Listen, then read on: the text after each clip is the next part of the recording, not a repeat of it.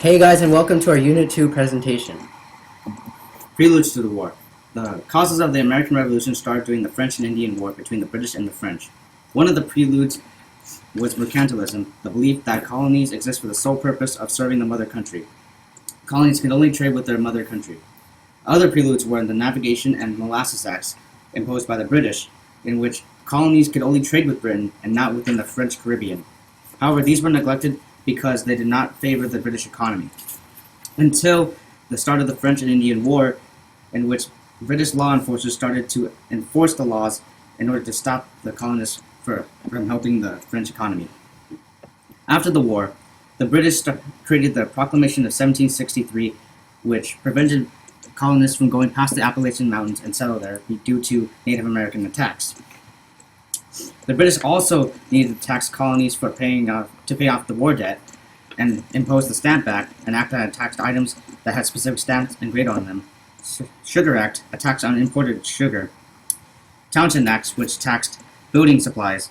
The Tea Act, which lowered the price of British tea, but it raised the tax on the Dutch tea, which was a popular consumer item.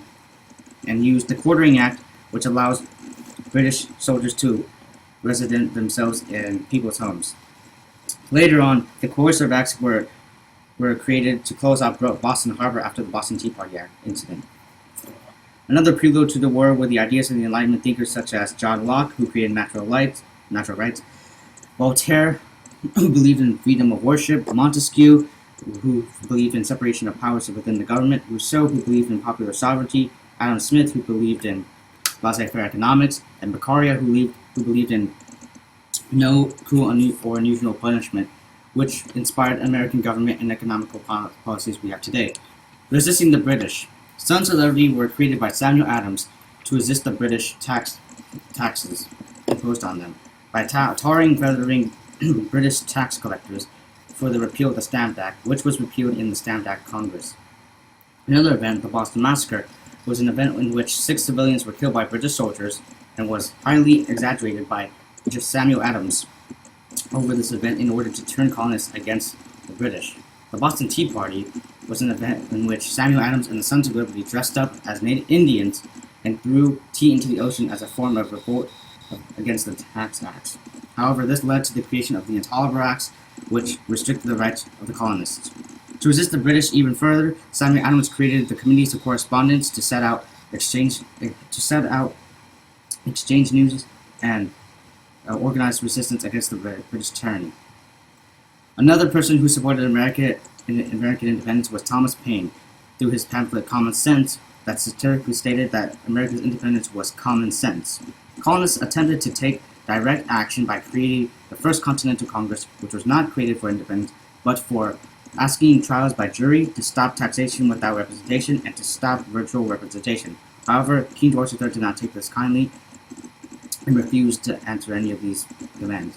After the First Continental Congress was unsuccessful, the Second Continental Congress was created to pledge America's loyalty to Britain and asked for peace. However, King George III declared the colonists were in a state of rebellion and sent military to the colonies, refusing the Olive Branch petition. Because of this, the Declaration of the Causes and Necessities of Taking Up Arms were created to explain why the colonists had decided to take up arms within the American Revolutionary War. Alright, we see Britain at the time had the best trained and equipped military and navy in the world. However, despite their immense wealth and around 50,000 Tories, they had trouble supplying their soldiers with weapons and supplies. Colonists, on the other hand, had a poorly trained army and lack of supplies, but had strong leadership in George Washington, the commanding general, as well as a home front advantage. We see that the first battle was Lexington and Concord. Nobody knows who shot the first shot exactly, but it happened and the war had begun. Early on in the war, colonists had lost at Bunker Hill to British control. It showed how colonists were limited in supplies and experience, hence, don't fire until you see the white of their eyes. But they did have hope, as in June of 1776, Richard Henry Lee proposed America formally declare their independence from Great Britain, and then the Continental Congress created the Declaration of Independence in July 1776. The Battle of Saratoga, the turning point, in which America showed that it was possible to win the war and even convince France into aiding America by giving them their navy. In 1777, however, the winter at Valley Forge, it was a brutal, Cold weather caused a decline in colonist morale for colonist soldiers. Many fled and died during this time, but that didn't matter because at the Battle of Yorktown, the final battle and land battle of the war, General Cornwallis led his men to Chesapeake Bay, where they met with the blockade of the French Navy, with Washington's men charging from the peninsula.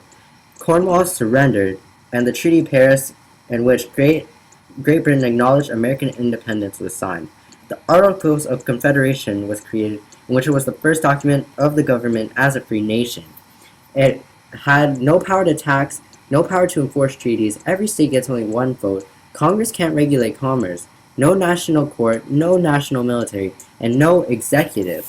And we can see all of these cons shown through the Shays Rebellion, in which angry colonists in Massachusetts were upset about the high taxes imposed on them. And so Daniel Shays led the rebellion that was eventually put down by a local military, but it still showed the weakness in the Articles of Confederation nonetheless. But we see the Land Ordinance of 1785 and 1787 as a high point, as it sold acreage to colonists from Northwest Territory to help pay off war debt, and provided for the creation of the Northwest States, as long as the territory had a population of 60,000 and drafted a constitution. So, at the Constitutional Convention, the U.S. Constitution was created. A proposed idea was the Virginia Plan, which was in favor of a Congress based off of population. Another proposition was the New Jersey Plan, which was in favor of 2 delegates from each state. So the Great Compromise, or Connecticut Compromise, compromised both of them and created 2 houses of Congress, the House of Representatives and the Senate. The Three-Fifths Compromise was created as Southern states wanted more representation within Congress. It stated that 3/5 of other persons would count towards the population of the state. The Electoral College was a method of electing candidates for presidency indirectly rather than direct means. The Necessary and Proper Clause, or Lassie Clause, gave Congress the ability to extend its powers. But this all led to a great whiskey rebellion in which angry farmers had attacked and rebelled, but this was quickly suppressed by a national army, proving the power of the Constitution. The creation of factions was a result of the U.S. Constitution controversy. Federalists wanted to ratify the Constitution. They favored strong central government, favored elitist and loose interpretation of Constitution. Anti-Federalists listed rights before ratifying Constitution, favored loose centralized government, favored common dwellers, and a strict interpretation. This led to the Bill of Rights. Okay, so the Bill of Rights were the first 10 amendments added to the Constitution in December of 1791. They were proposed to relieve the fears of anti-federalists who had opposed constitutional ratification. The amendments guaranteed a number of personal freedoms, limited the government's power in judicial and other proceedings, and reserved some powers to the states and the public. George Washington, the former commander-in-chief turned first president of the United States. He served from 1789 to 1797, and under his administration he created the Cabinet of Secretaries, who served as the official advisors to the president. He also implemented Alexander Hamilton's financial plan in order to stabilize the economy following the American Revolution. In the Judiciary Act of 1789, he created the Supreme Court.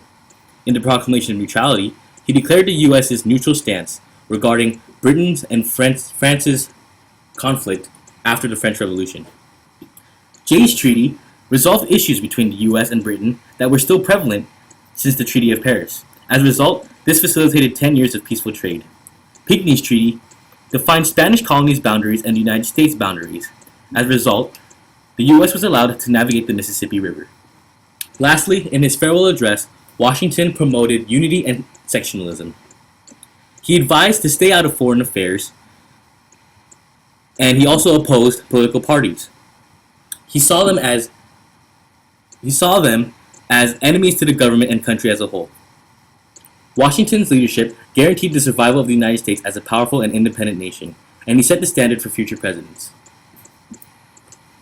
The Report on Public Credit and Report on Manufacturers were both a part of Alexander Hamilton's financial plans. The Report on Public Credit was a plan to shape the financial system to make sure the U.S. had fine credit. It supported the wealthy to spend money in order to trickle down to the masses. The Report on Manufacturers promoted a factory system in the U.S. so the nation could exploit its natural resources and strengthen capitalism, which as a result strengthened the government politically and economically. Now, A nifty way to remember this is through the acronym BFAT. B stands for Bank of the United States, where Congress put in its own money to stir the economy. E stood for excise tax, which were luxury taxes placed on American items and goods. F stood for funding at par, where old bonds were turned into new bonds at old prices.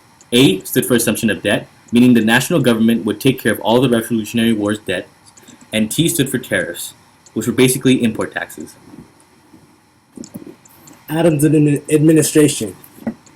The Quasi-War. The French were angered by the U.S. neutrality in the British-French conflict, so the Quasi-War began, which was an undeclared naval war between the U.S. and the French Republic. And the XYZ affair was a response to the Quasi-War in which Adams attempted to stop the conflict between the U.S. and France. Adams sent 3 diplomats, Charles Pinckney, John Marshall, and Elbridge Gerry, to speak with France's representatives, X, Y, and Z, that's what they were dubbed. X, Y, and Z demanded a bribe of about $250,000 before a negotiation, and America refused, saying millions for defense, not 1 cent for tribute. Many wanted to go to war, but Adams refused because it was a lost cause, and this tarnished Adams' image, making him look weak. The Alien and Sedition Acts. The Alien Act was when new obstacles were brought up for aspiring citizens and gave the president more power with aliens, so it was harder for people to become citizens of the United States.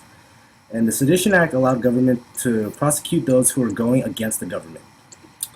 And as a result, the Virginia and Kentucky resolutions created by Jefferson and Madison stated that the states should have the power to nullify federal laws considered unconstitutional, such as the Alien and Sedition Acts. The Midnight Judges was a nickname given to a group of judges that was appointed by John Adams the night before he left office. He appointed them to go to the federal courts to have a long-term Federalist influence because judges serve for life instead of limited terms. Now, Jefferson's administration. Revolution of 1800. Revolution of 1800 wasn't a fight. It was a peaceful change from Federalist under Adams to Democratic Republican under Jefferson. The Louisiana Purchase. The Louisiana Purchase was when Napoleon was really desperate for money, so Jefferson bought the land. The land was originally, Jefferson thought, just a small portion. Instead, he ended up paying $15 million for the whole west side of basically the United States. This caused commotion as Jefferson was a strict interpretationist of the Constitution, and yet the president was buying land, which was unconstitutional. And after buying the land, Jefferson sent Lewis and Clark to explore the new territory. The Embargo Act of 1807, also dubbed the Dambargo because it was very bad for the United States. It was in response to the British attack on American warships. Jefferson created the Embargo Act of 1807, restricting any foreign trade, so which hurt America a lot. Non-Intercourse Act of 1809 was created and only restricted trade with France and Britain, so all the other foreign trades were good. Burr Conspiracy and Essex Junto. Aaron Burr was Jefferson's vice president, and he attempted to take over. He assembled his Essex Junto to secede from the American colonies, and he was acquitted by the Supreme Court. And he attempted to do it again with the Essex Junto, and he failed, and he was shut down. John Marshall was Chief of Justice for the Supreme Court, and he will be here a long time doing a lot of court cases. But the ones that we're going to go over is Marbury versus Madison. William Marbury sued for his commission as a judge because he was part of the Midnight Judges. He'd been promised a job by Adams, but he was refused by Jefferson. The ruling was that John Marshall claimed that the Supreme Court cannot rule on this case, and as a result, they just ruled the Judiciary Act of 1789 to be unconstitutional, thus establishing a judicial review. And McCulloch versus Maryland. It ruled that the federal law was much stronger than the state law because Maryland wanted to tax the national bank, which you can't do. And last but not least, Gibbons versus Ogden. It reasserted Congress's power to regulate state commerce. Okay, guys, that wraps it up for Unit 2. We wanted to thank you for watching, and we hope it really helped you in your review for the AP test.